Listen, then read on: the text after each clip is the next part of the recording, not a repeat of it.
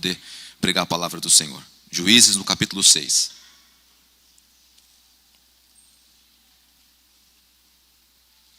Lembrar para quem não sabe, o pastor Joel e a Leonor não estão aqui agora porque estão numa conferência sobre avivamento lá no Canadá. Então eles não estão aqui agora por isso. Provavelmente se tiver no intervalo, deve estar assistindo aqui, né, o nosso culto para saber como nós estamos. Um abraço para ele e para a Leonor. A Dobrak pode descer lá para a sala de estudo de vocês também. Podem sair junto com os professores aí, quem for. Todo mundo achou aí Juízes capítulo 6? Deixa aberto nesse texto, daqui a pouco a gente vai ler alguns textos dentro desse capítulo. Estamos pensando sobre como construir conquistas, né? Como construir uma conquista equilibrada. E hoje vamos falar sobre autoestima. Quanto é importante ter uma autoestima equilibrada nas conquistas. E na minha cabeça, conquista de povo de Deus não é aborto.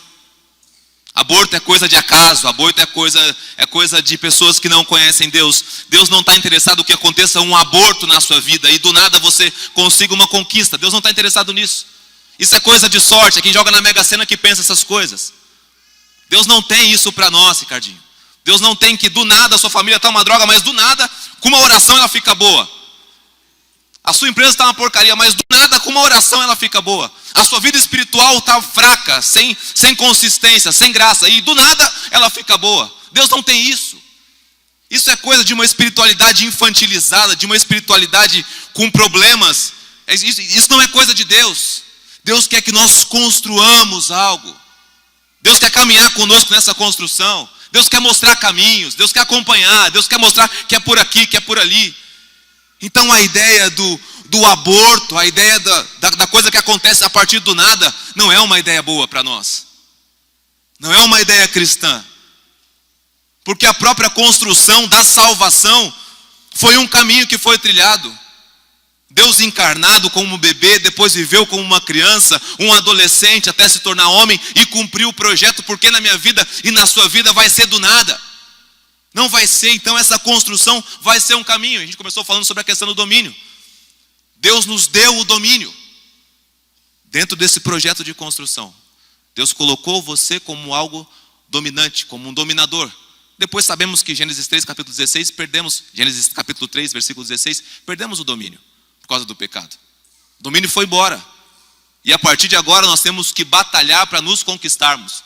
Batalhar para vencer a natureza carnal, batalhar para vencer as vontades humanas, batalhar para se vencer, para se qualificar, passar por todo esse processo de construção.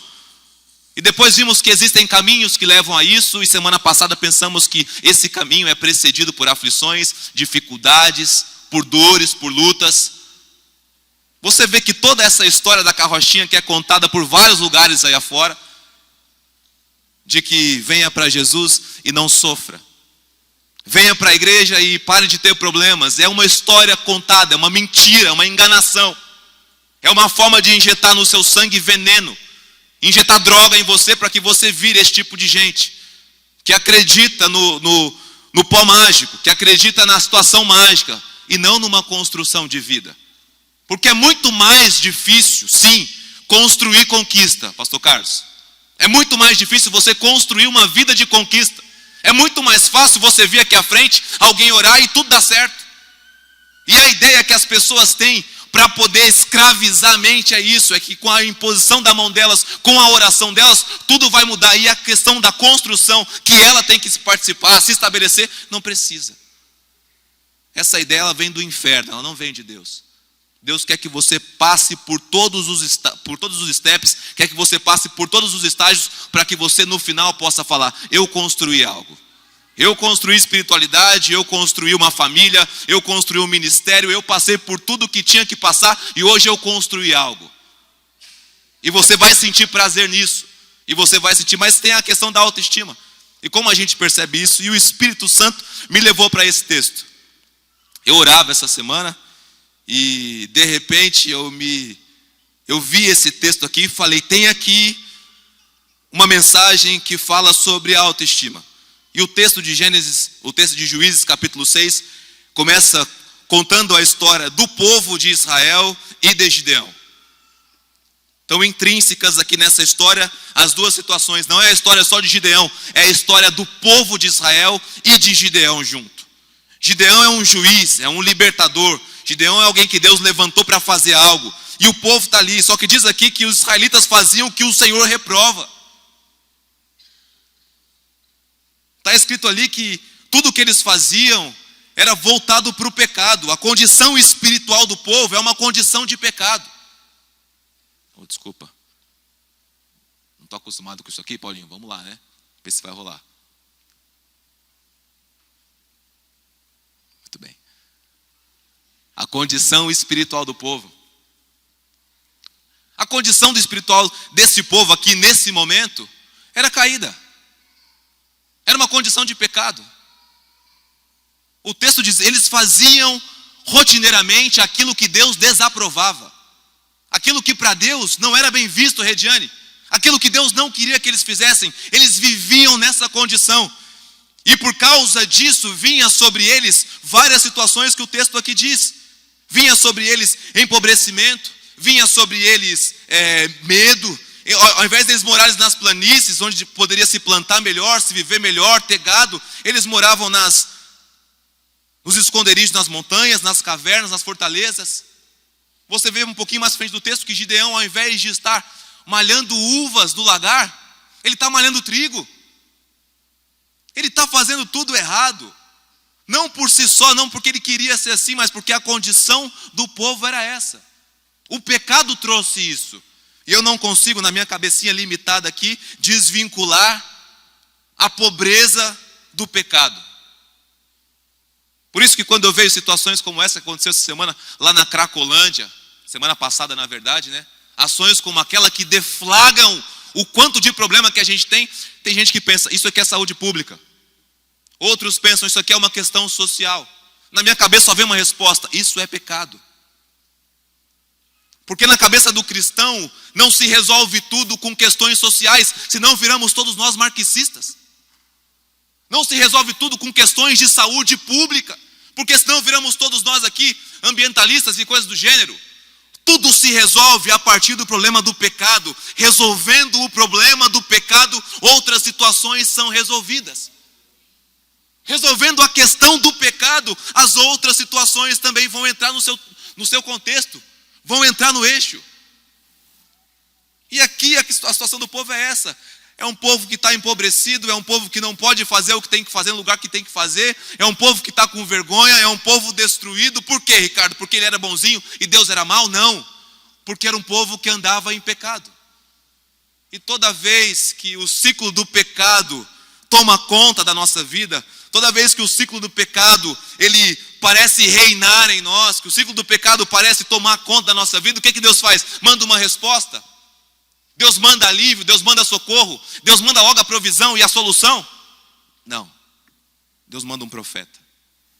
Todas as vezes que Deus viu que o povo dele, ou que as pessoas às quais ele estava falando, estavam andando em pecado, Deus não mandou a solução diretamente. Deus sempre mandou um profeta. Deus não está interessado em passar a mão na cabeça de ninguém que vive em pecado. Deus não está importando em fazer com que você se sinta bem. Ele está importando que você se sinta mal se você vive em pecado. Se você vive na prática do pecado, não é que Deus não te ama, Ele te ama, mas quer que saiba que aquilo que você vive, Ele não aprova, Ele não deseja, Ele não quer isso para você. E o povo clama, diz o texto que o povo clama. Eu não quero nem entrar nesse versículo. Porque o povo clama por causa da condição social. O povo não está preocupado com Deus. É só você ler. O povo clama porque o povo ficou pobre. E como é triste, como é pobre uma situação dessa. As pessoas só... Eu falei que não ia falar disso, né? Tá bom.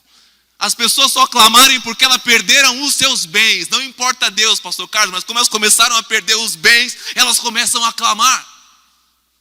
Só que Deus está enxergando de uma outra ótica, uma outra perspectiva, uma outra visão, e Ele não está nem aí com isso. Quando o povo começa a clamar, Ele levanta um profeta, e aqui está bem descrito no texto o que ele diz.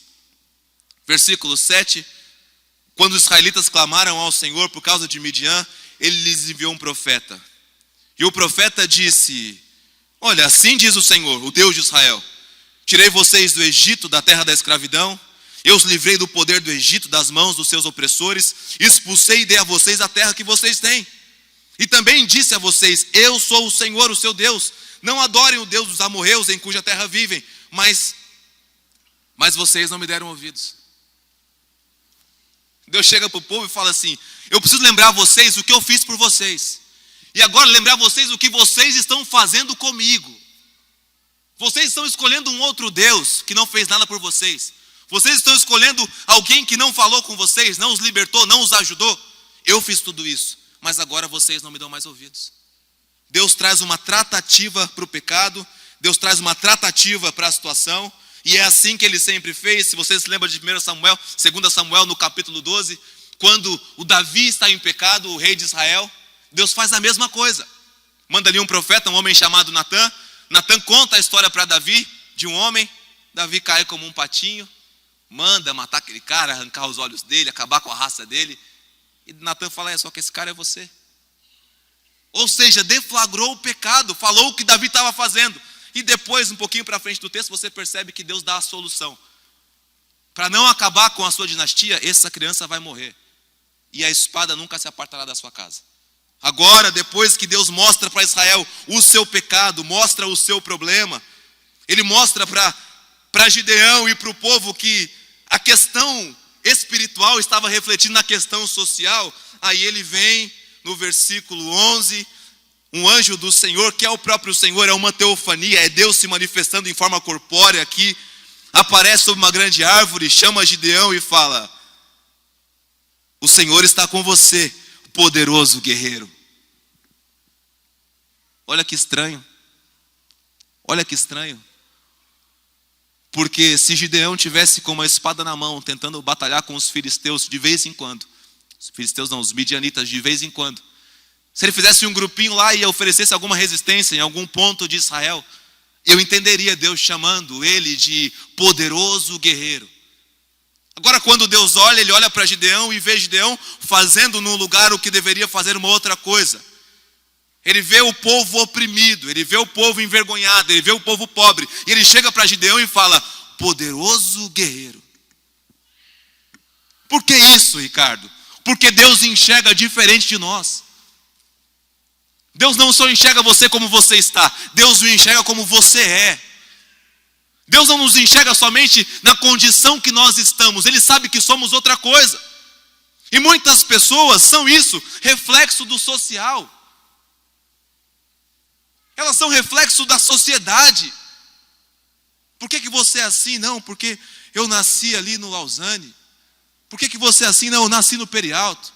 Por que você é assim? Não, é que o meu tio é traficante, o meu outro tio está preso, o meu pai bate na minha mãe. Por que você é assim? Eu sou assim por causa das questões sociais que me rodeiam. Mentira!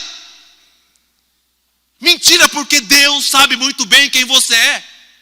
Esse que vos fala aqui viveu tudo isso. Eu via meu pai batendo na minha mãe quando criança. Pessoas usando drogas aqui e ali, quando eu tinha 5, 6 anos de idade. Eu conto uma história, já contei para os pais hoje de manhã. Dormia eu, minha mãe e meu irmão numa cama de solteiro. Eu com 11 anos, meu irmão com 10 anos, minha mãe já com 30, mais de 30 anos de idade. Numa cama de solteiro, não foi um dia, uma semana, não, foram vários e vários meses. Cresci sem instrução de pai e de mãe, porque minha mãe trabalhava em 2 empregos durante a minha infância toda, a adolescência toda. E aí as pessoas vêm com essa conversa fiada de que você é reflexo da sociedade. Deus sabia muito bem o que eu era. E se eu estou aqui agora é porque um dia Ele falou comigo. Eu sei, Ricardo, o que você é. E eu ouvi essa voz, dê atenção. Deus sabe muito bem o que você é. Você não é um reflexo social. Gideão não era um reflexo social. E Deus olhou para ele e falou assim: você é um poderoso guerreiro.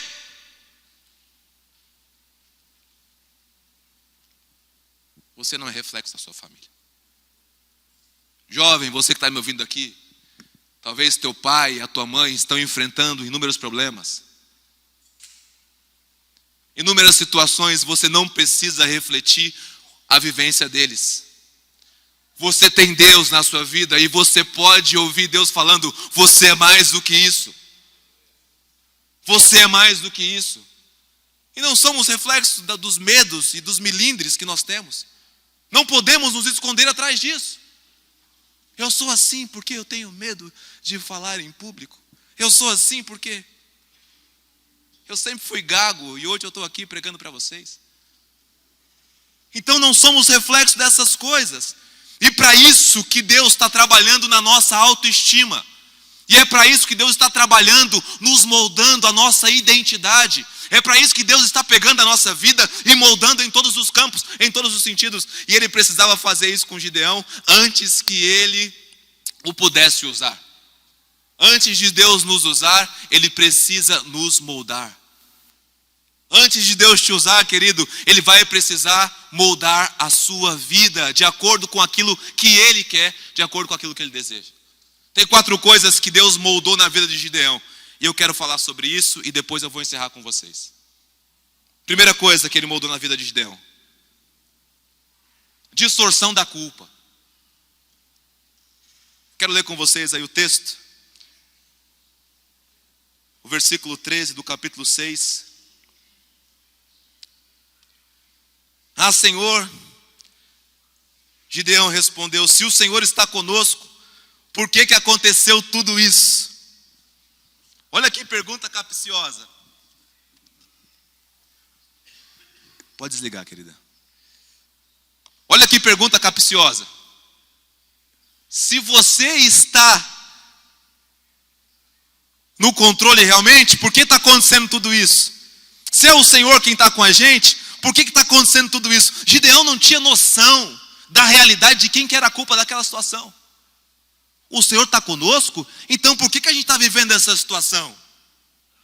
O Senhor diz que está conosco, então por que estamos passando por tudo isso? Espera aí, a culpa então é de Deus. A culpa é de Deus se as pessoas estão ignorando o que Deus fala, se as pessoas estão ignorando o que Deus diz, estão ignorando a palavra, o Filho, o Espírito, a culpa é de Deus. O Senhor está conosco, então por que estamos passando por isso? Porque vocês estão semeando isso. O apóstolo Paulo escreve às Gálatas dizendo: olha, não tem jeito, tudo aquilo que você plantar, você vai colher. Tudo que você semear, você vai colher. Deus está olhando e fala assim: vocês plantaram um monte de pecado, entraram no ciclo de pecado, e agora vocês querem uma escolha diferente, e a culpa é minha. Gideão começa a colocar em xeque muitas coisas ali. Ele distorce a culpa. E pessoas com uma autoestima equilibrada nunca transferem culpa e nunca culpam a Deus. Elas sabem que tem reflexo tudo aquilo que elas fazem. Elas sabem que Deus não é obrigado a abençoar pessoas que vivem no pecado. Não, eu determino e eu traio, Deus não vai abençoar. Eu determino e eu minto, Deus não vai abençoar. Eu determino e eu faço coisas erradas, Deus não vai abençoar. A ideia de Gideão era assim: não, Deus tem a obrigação de nos abençoar, porque nós somos descendência dele, ele que nos trouxe até aqui, e ele que vai nos conduzir até uma terra que mana leite e mel. Então ele tem obrigação, e o povo continuava no pecado. Essa ideia está errada. Essa ideia é falsa, ela não existe. Se você continua no pecado, a mão de Deus continua a não te abençoar. É simples a equação.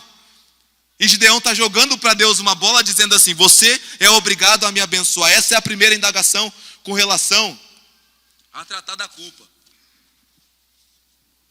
Segunda pergunta: onde estão as maravilhas que os nossos pais contavam? Pessoas com autoestima equilibrada nunca transferem a culpa a Deus. Pessoas com autoestima equilibrada não questionam o poder divino.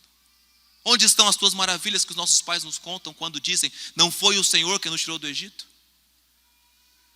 Ou seja, Deus parou de agir, e Deus para de agir quando vem pecado. Deus para de agir quando as pessoas estão na prática deliberada do pecado.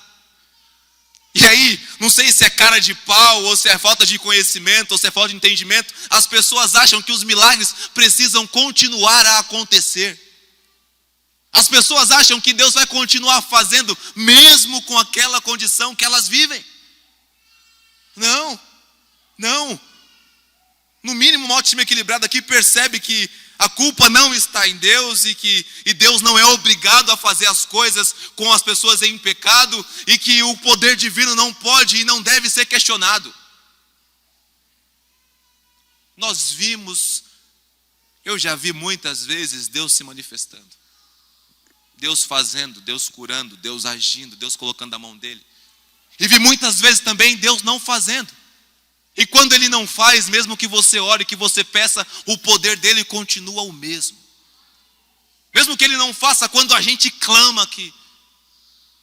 E eu vivemos uma experiência dessa outro dia aqui. A Diana e o William, não sei se eles estão aí, eles trouxeram aqui para mim, eu estava no púlpito esse dia, uma oração da sobrinha, né, Diana? Sobrinho? Do sobrinho, que estava na UTI, estava doente, estava com problema. Com a mesma fé que eu oro sobre qualquer coisa, eu disse, vamos orar, porque Deus coloca as mãos. Deus não pôs a mão. O menino faleceu. E aí, Deus perdeu o poder dele?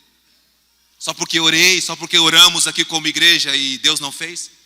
Posso eu então começar a questionar? Por que você não faz isso? Por que você não faz aquilo? Daqui a pouco viramos todos nós, como disse o André, os autores daquilo que, não sei, os autores da criação.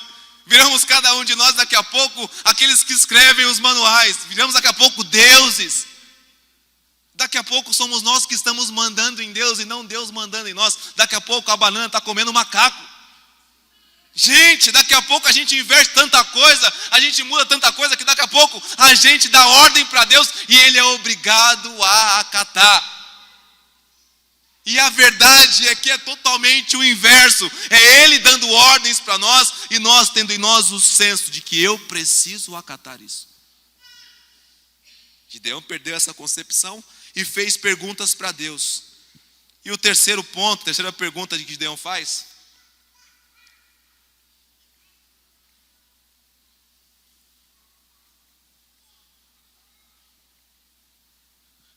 pessoas com autoestima equilibrada se reconhecem. Mas agora o Senhor nos abandonou e nos entregou nas mãos de Midian. É interessante, né? É interessante. E o Senhor nos abandonou.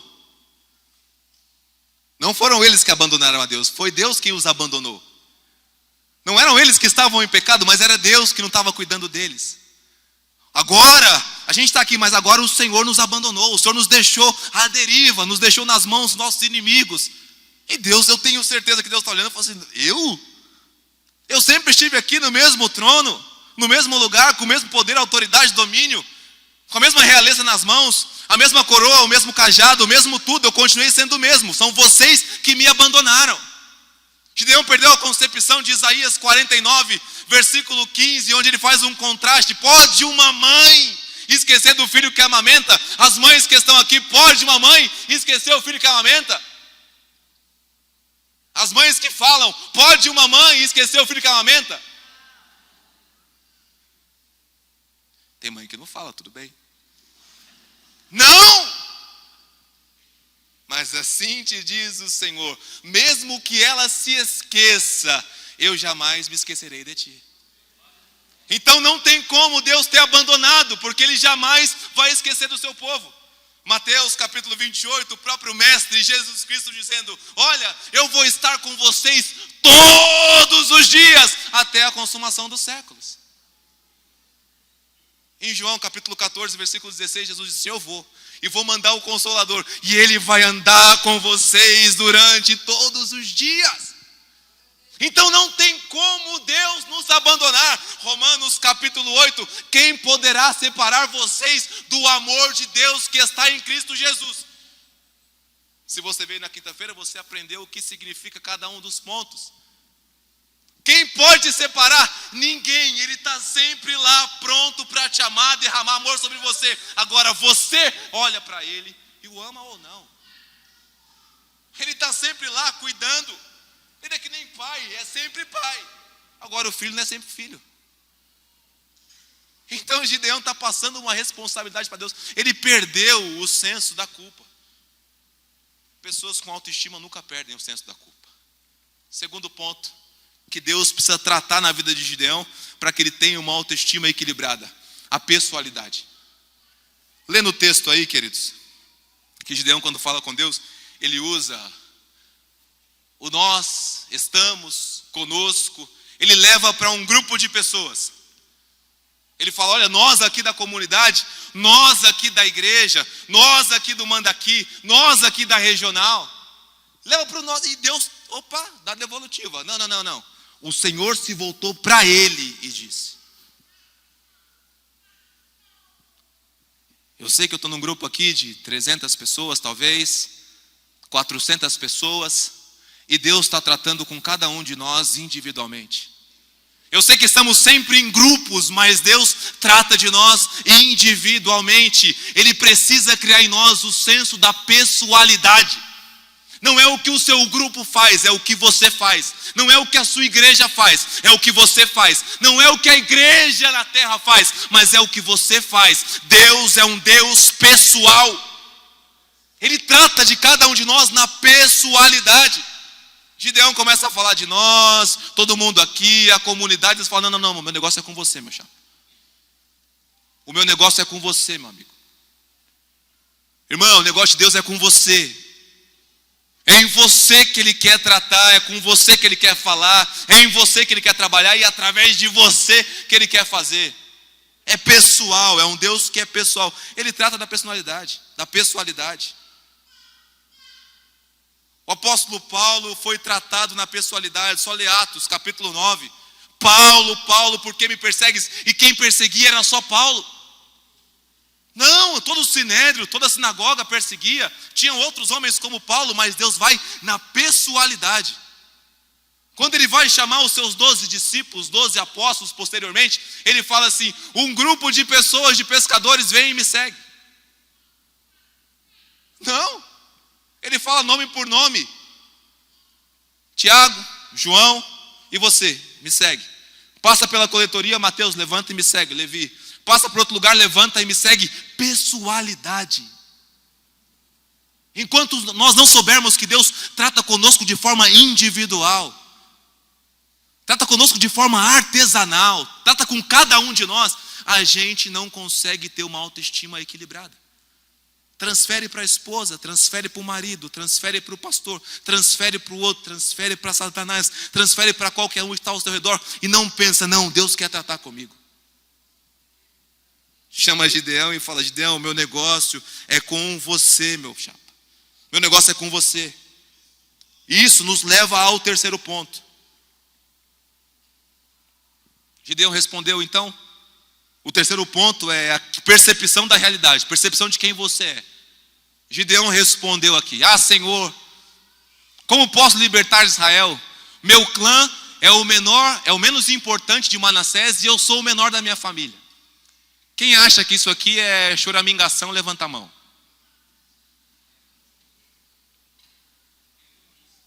Quem acha que é mimimi? Levanta a mão. Tem que usar a linguajar mais jovem, né, Eliseu? O pessoal não entende. Quem acha que é frescura aqui? Levanta a mão de Gideão. E quem acha que ele está fazendo um relato do que ele é de verdade aqui? Levanta a mão. Tá bom, muita gente em dúvida, né?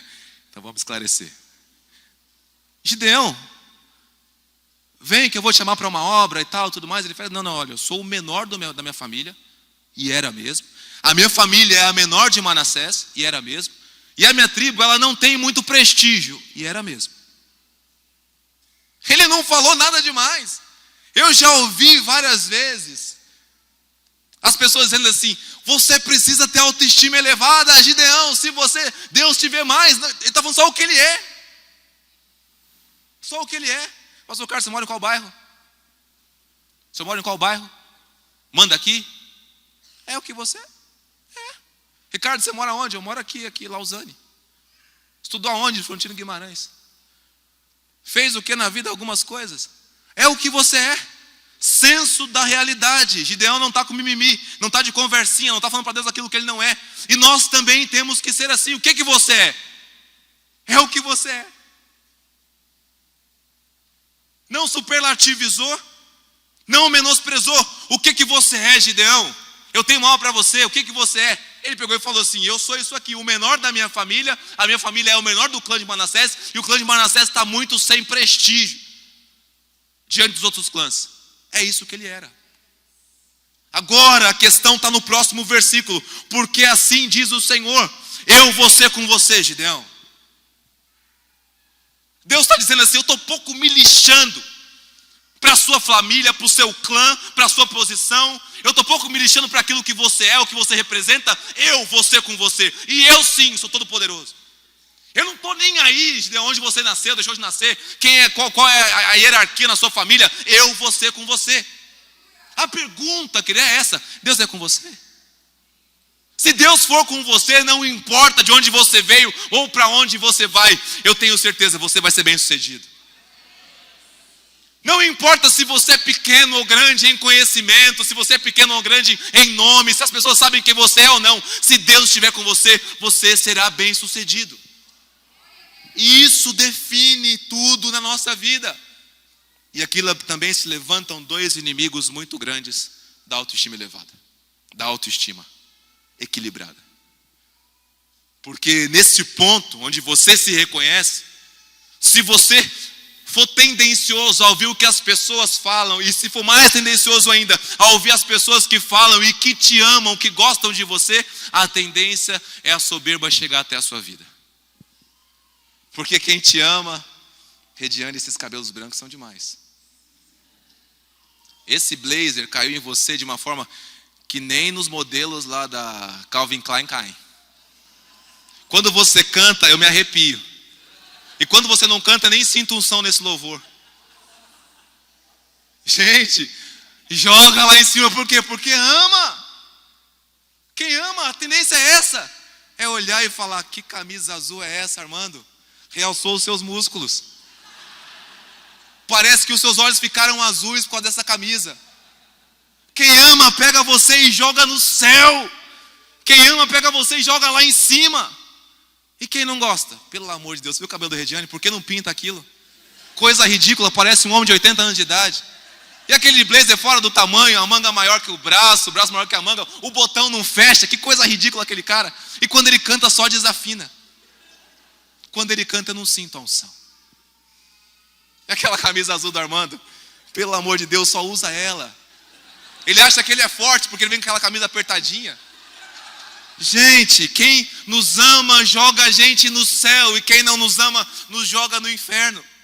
Isso é uma linguagem só figurativa.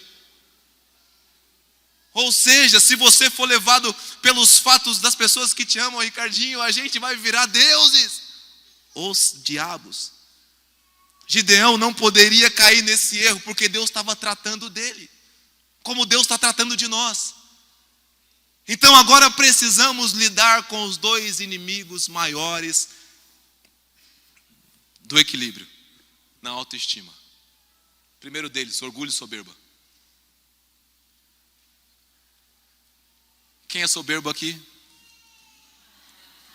Quem é orgulhoso aqui? Teve um irmão que levantou a mão ali. Eu não sei se foi por engano ou se foi sincero. Se foi sincero, muito bem. Parabéns pela sinceridade. Soberba e orgulho nunca está no exterior, nunca está na palavra. Chega para alguém e fala: você é soberbo. Eu soberbo? O cara se acha, a última bolacha do pacote. Eu soberbo? Eu sou o mais humilde dessa igreja. Porque ninguém se aceita soberbo. Ninguém quer ser soberbo, mas é. Não todos, mas muitos são. Ninguém fala assim: eu sou soberbo, eu me acho mesmo, eu me acho melhor, eu sou o cara, eu sou o tal, sem mim nada disso que existe existiria. Ninguém fala isso. Mas está lá dentro. Está dentro das pessoas a soberba. E aí o sábio diz que quando vem o orgulho, quando vem a soberba, também chega a destruição. Quando você concebe o orgulho, quando você concebe a soberba, quando ela ganha lugar na sua vida, saiba de uma coisa: chegou junto com ela a destruição da sua vida. A soberba não é um lugar habitável, não é um lugar onde nós devemos estar, não. É um lugar a ser evitado. Um lugar a ser evitado. Porque quando chega a soberba, chega também a destruição. Quando chega a soberba, quando chega o orgulho, chega também a humilhação. E é muito diferente esse contraste, porque chega a humilhação, ela vem até você. É algo que vem até você. Você não queria, você não esperava, mas é o que vem até você. E segundo as palavras de Jesus, você deve então se humilhar. Jesus disse: aquele que se humilhar, aquele que se colocar em posição de humilhação, aquele que se humilhar por si só, ninguém vai te humilhar, você mesmo vai se humilhar por reconhecer quem você é, totalmente depravado, totalmente caído, inapto para as coisas de Deus. Quando você se humilhar, o Espírito Santo vem e te exalta, porque todo aquele que se humilha, Deus exalta, e todo aquele que se exalta, Deus humilha. Vocês conhecem aquela história do pastor que veio pregar? E ele subiu cheio de marra no púlpito, como se fosse o Charles Spurgeon dos dias atuais. Ele subiu e cheio de pompa e de moral, e subiu como se fosse um rei, aquela escadaria dos três degraus do púlpito novo, e veio pregar como se agora eu domino aqui. E a mensagem não fluiu, a mensagem não rolou, a mensagem não deu certo. O raciocínio foi perdido, o controle não funcionou, acabou a luz, ele estava sem voz, nada deu certo, ele desceu humilhado. E aí um diácono que estava sentado ali falou: pastor, eu vi o que aconteceu. Ele: você viu, a energia acabou, a minha voz estava ruim. Ele: não. É que você subiu soberbo, desceu humilde. Da próxima vez, sobe humilde e não desce soberbo. Queridos, é sempre assim. A gente se acha, Deus olha e fala: ih, vergonha, humilhação, daqui a pouco coloca esse cara no lugar. E o segundo inimigo é uma piedade falsa. Uma piedade falsa. Porque tão perigoso quanto o orgulho, a soberba, é ser aquele falso humilde. É ser aquela pessoa que ela não é o que ela diz que é. É falsidade. É aquele abraço falso, é aquele carinho falso, é aquele cuidado falso, é aquela mensagem no WhatsApp falsa, é aquela ligação falsa, é aquele amor falso, é aquela: e aí, irmão, como é que você está? Mas não está nem aí como é que você está, ele está pouco se lixando para você, mas ele tem que fazer porque ele tem um cargo na igreja, ele é alguma coisa aqui dentro, então ele tem que fazer. Essa piedade falsa é um câncer, essa piedade falsa é um mal, essa piedade falsa só faz mal para a sua vida. Uma coisa que eu tenho aprendido e eu tenho compartilhado com os alunos no seminário é que o Espírito Santo espera de nós a sinceridade e a verdade em qualquer situação. Ananias e Safira, vocês venderam isso por tanto preço? Sim, vendemos. Quem obrigou eles a darem alguma coisa? Ninguém. Seja somente sincero. Quando você perguntar para alguém: e aí, Regiane, como é que você está? Que seja sincero. Se não, passa direto sincero. Quando for abraçar alguém, abraça sincero, ou então passa direto sincero. Mas seja sincero com Deus, seja sincero com o Espírito Santo. Não deixe uma falsa piedade entrar na sua vida. Pastor Carlos, o senhor trabalha com área social na igreja? Seja sincero. Não abraçamos os mendigos porque: eu sou bonzinho, eu trabalho na área social. Não, tem que ser sincero, senão não vale. Não cantamos porque temos o dom, mas cantamos porque somos sinceros. Tudo que nós fazemos tem que ser com sinceridade. Uma piedade falsa cria um mal dentro de nós sem limite, e da mesma forma que vem ruína, também vem. Deus precisa mudar a sua autoestima. Deus precisa moldar a sua autoestima. E para fazer isso, é preciso que você tenha experiências com Deus. Você precisa ter experiências com Deus. A psicanálise diz que a identidade de alguém é formada, Renan, a partir do momento em que ela tem experiências na vida. A identidade de uma pessoa é formada a partir do momento em que ela tem as experiências da vida. Eu não estou nem aí para psicanálise. Só peguei a frase porque é boa.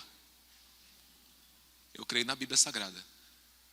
Quem crê na psicanálise são os psicanalistas. Eu não estou nem aí para eles também. Mas retrata uma realidade.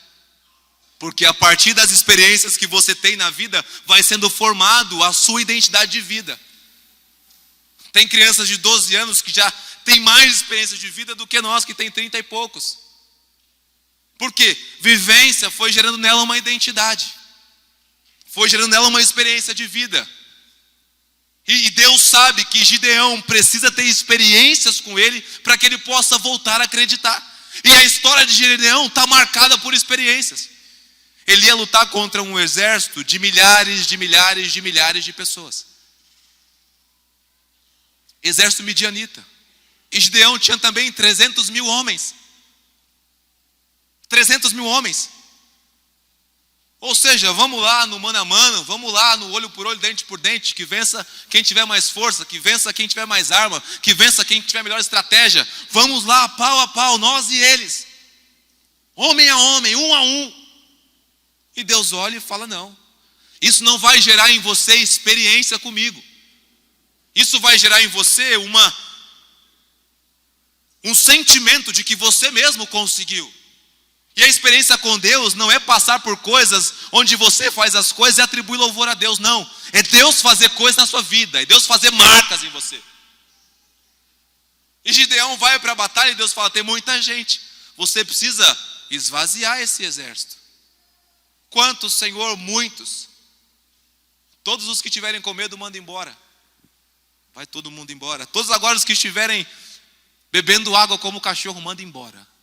E ficam 300 homens, uma experiência com Deus. Senhor, se é tu mesmo que falas comigo, então que essa lã se molhe e todo o seu redor fique seco. Então a lã vai, molha e ao redor fica tudo seco. Experiências com Deus. Senhor, não te ires comigo, se é tu mesmo que fala e me encaminha, que agora então a lã fique seca e tudo ao redor se molhe. Então a lã ficou seca e tudo ao redor molhou. Experiências com Deus. O que seria de Moisés sem as experiências que ele teve com Deus? Quem fala nas sarças? Eu sou, Deus se identificou, sou eu quem falo com você, Moisés. Então, mas eu estou em dúvida, não sei quem tu és, eu não tenho experiência, não tenho identidade com você. Então pega o cajado e joga, ele vai virar cobra. E quando você pegar a cauda pela... Opa, ninguém pega pela cauda, experiências, pegou pela cauda, virou cajado de novo. O que seria de Abraão sem o episódio do Moriá? Vai até o Moriá, sacrifica teu filho ali. E ele sobe, quando vai sacrificar o filho, Deus vem e faz a intervenção. Experiências. O que seria do Josué sem aquela de Jericó, sem arma, sem bomba, sem TNT, sem nada, só com jarros e gritos? Seria nada. O que seria de cada um de nós se não tivéssemos uma experiência real e sincera com Deus? Seríamos nada. Então, no processo de maturidade, de construção de uma autoestima elevada, você precisa ter experiências com Deus. Como é que eu faço isso, Ricardo? Só seguir isso aqui. Se você seguir a palavra de Deus, você vai ter experiência todos os dias. Todos os dias, Ricardo? Todos os dias. A Bíblia diz o seguinte: ide por todo mundo e pregar o evangelho a toda criatura. Se você entrar no ônibus essa semana, amanhã, segunda-feira, sentar perto de alguém e pregar o evangelho para ela, você vai ter a primeira experiência da sua vida espiritual às 7 horas da manhã, 8 horas, 9 horas. Teve uma época que eu estava paranoico por experiências com Deus. Eu li a Bíblia, eu li o livro do Benny Hinn, que Deus me perdoe e me guarde. E eu falei, eu preciso ter experiências com Deus. Preciso. E eu olhei para a palavra de Deus e vi esse versículo, falei, então eu vou sair pregando nos ônibus aí. E sentava do meu lado, eu ia e falava. E a pessoa rejeitava a experiência. Sentava do meu lado, eu ia e falava, você já conhece Jesus? A pessoa metia o pau nos pastores e tal, eu já abaixava a cabeça, experiência. Depois eu ouvi um dia o Edson Teixeira dando testemunho aqui de como ele evangelizava as pessoas. Eu falei, opa, vou mudar minha tática. Vou seguir o exemplo do Edson Teixeira, que é o cara que tem ganhado, várias pessoas aí para Jesus. Fui usar essa tática. Adivinha o que aconteceu, Ricardinho? O cara me xingou de tudo quanto é nome. Experiência. E quem disse que a experiência é sempre para o bem, para o certo? E quem disse que a experiência sempre dá certo? Mas eu fui ganhando experiências com Deus. Até que chegaram alguns momentos em que você fala e a pessoa para prestar atenção. E ela tem uma dúvida, e aí você fala, você já parou para pensar que esse Jesus que a Bíblia fala é o Filho de Deus? E a pessoa para e olha, será mesmo? E você vai e você abre João capítulo 10, versículo 30, e fala, olha, ele e o Pai eram um só. E aí você abre João capítulo 1, versículo 1 e fala, olha, ele era só uma substância, mas agora entrou, ele era só uma palavra, e agora entrou numa criança e se fez carne. Ele era Deus, mas agora é homem, está andando entre nós, está andando conosco. Você precisa ter experiências com Deus. Cada um de nós aqui, que quer ter a sua autoestima equilibrada, cada um de nós aqui que quer fazer a vontade de Deus, e como é bom fazer a vontade de Deus, precisa passar por esses 4 pontos. Reveja a culpa, a pessoalidade, quem você é, quem Deus é. E aí você vai conseguir ter uma vida moldada pelo Espírito Santo. Amém? Enquanto o Ministério do Louvor sobe aqui, queria chamar você que quer receber oração aqui à frente, para orar junto com os pastores. Se de alguma forma você se encaixou, se enquadrou nessa ministração, vem aqui para que nós possamos orar junto com você.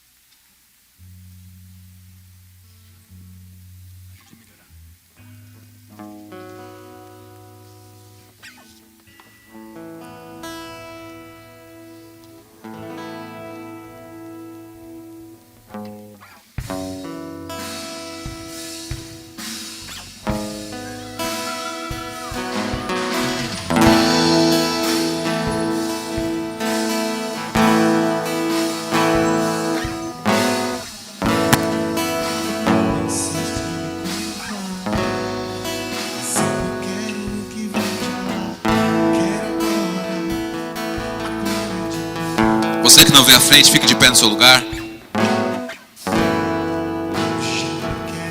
Comece a interceder por esses irmãos, a orar por eles, a abençoar a vida deles. Os pastores se podem pôr as mãos. É no teu nome, Pai, que nós oramos. É no nome de Jesus, Pai, que nós pedimos que a tua palavra surta efeito na vida desses irmãos, Deus. Não podemos, Deus, nos dar ao luxo de uma autoestima desequilibrada, Deus, de achar que somos mais do que somos ou menos do que somos. O Senhor bem sabe quem somos, Pai. O Senhor sabe porque o Senhor nos fez. O Senhor sabe porque o Senhor nos criou. O Senhor sabe porque o Senhor acompanha as nossas aflições, as nossas dores. O Senhor acompanha, Deus, o nosso ir e o nosso ficar. Antes de uma palavra chegar aos nossos lábios, o Senhor sabe, antes de levantarmos ou deitarmos, o Senhor também sabe, Pai. Que todo espírito de soberba, Deus, caia por terra, em nome de Jesus, Pai. Que todo espírito também depreciativo, Senhor, todo ser que se menospreza, Deus, também caia por terra, Pai. Somos feitura tua, Pai, criação, um poema feito pelas tuas mãos, Pai.